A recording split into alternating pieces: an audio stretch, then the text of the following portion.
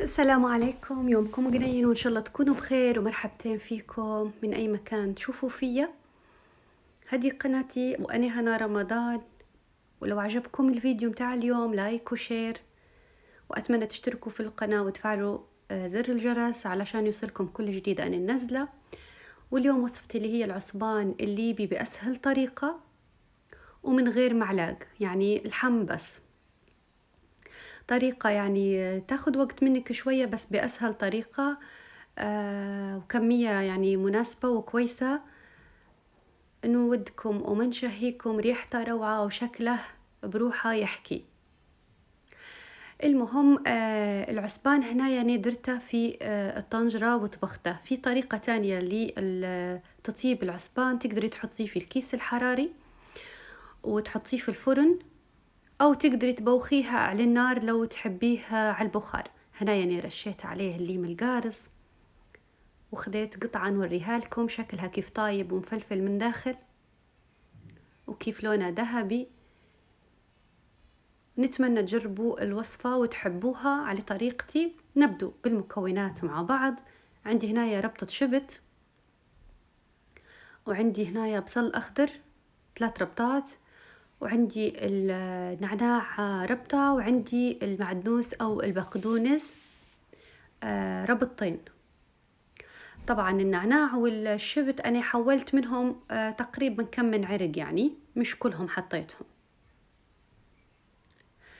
هنا بديت بعد طبعا أنا خديت الخضرة كلها ونقعتها بالمية والخل ونظفتها كويس من التراب، خليتها معلقة في يعني في الخيط متاعها اللي تجي مربوطة فيه، علقتهم يستقطروا كويس من المية باش وقت التقطيع يساعدوني في التقطيع يكون شمية. وبديت هنايا فيه. أول حاجة بديت بالمعدنوس اللي إنه هو الرئيسي والأساسي فيها. بديت قطعته كلها بهذه الطريقة، يعني لا هو كبير ولا هو صغير، حاولي إنك تخليه متوسط التقطيع.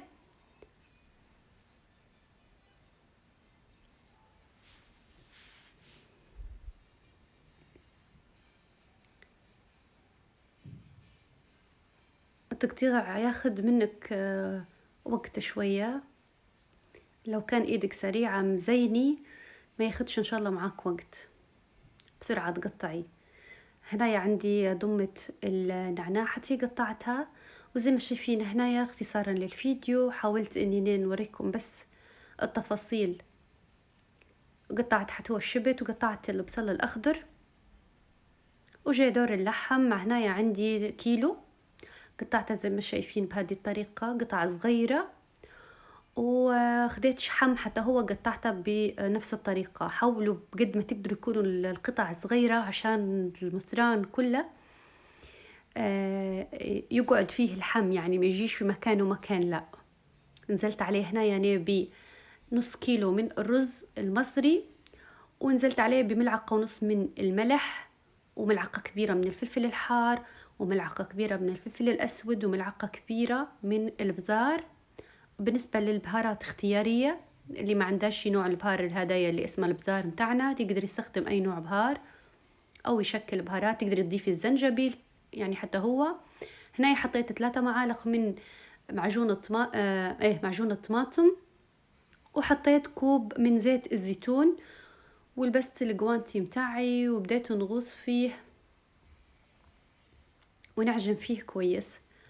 هنايا لازم نعجنوه كويس باش يعني كل الخليط يتشرب من الزيت ومن البهارات ومن الملح، ويكون كله يعني ملحه معدل، كل الخليط يكون ملحه كويس وتمام. تقدري تاخدي شوية من الخلطة لو مش متأكدة من الملح تذوقيها وتشوفي الملح بتاعك كويس ولا لا.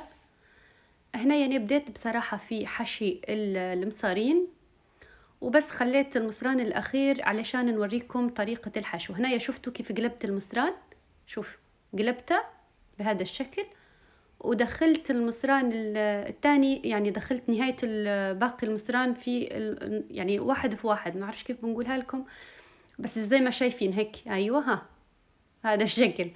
المهم هذه طريقة سهلة لحشي العصبان. وبدأت هنايا ناخد، كل ما نبدأ نحشي المصران بروحه ينحشى وينزل من الطرف الثاني بروحه.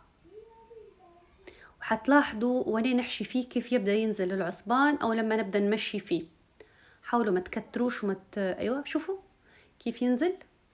اول ما نبدأ نضغط عليه من تحت وننزل في الحشوة يبدأ ينزل عندي المصران، وهكذا وهكذا لين تكملي يعني المصران كلها على حسب طولة. يعني انا مقطعتهم يعني قطع متوسطة، ما هيش طويلة ومش قصيرة. بهذه الطريقة شوفوا كيف المصران خش كله أول ما نبدأ نضغط من تحت.